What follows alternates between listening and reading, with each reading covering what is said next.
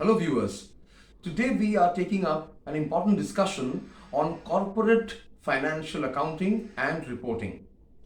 Now there are so many companies operating in India which are publicly listed, unlisted as well as private companies.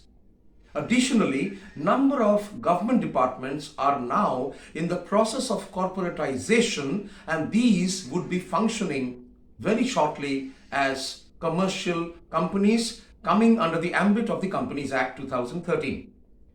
So these companies will have to follow essentially certain important points.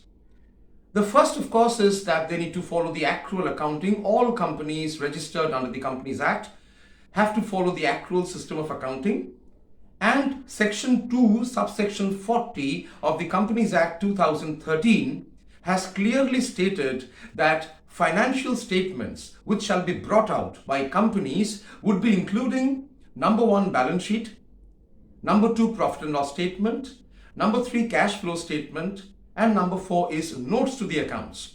Additionally, one more aspect of financial reporting and financial statements is that companies need to bring out a statement of changes in equity.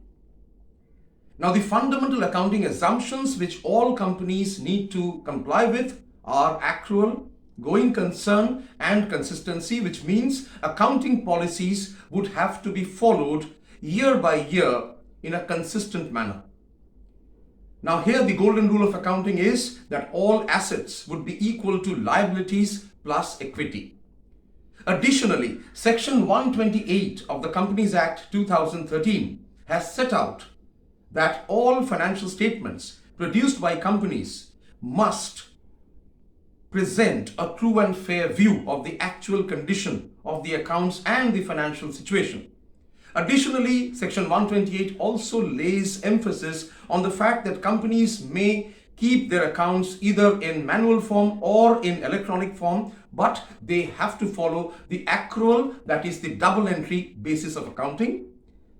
Section 129 of the Companies Act 2013 further states that companies need to follow the notified accounting standards. And these standards are notified under section 133 of the Companies Act 2013.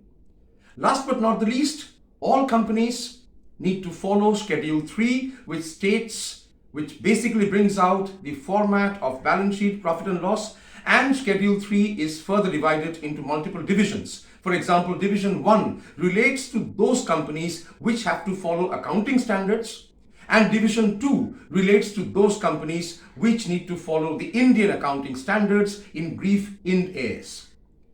Finally, companies need to be very careful about the accounting policies they follow, which could inter alia include accounting policies on revenue recognition, inventory, non-current assets, depreciation, impairment, something like foreign exchange fluctuations, government grants, borrowing cost, deferred taxes, and impairment of assets, so on and so forth.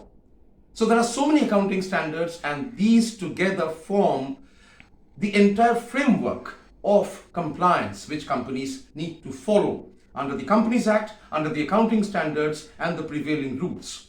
That's it for today. Thanks for watching.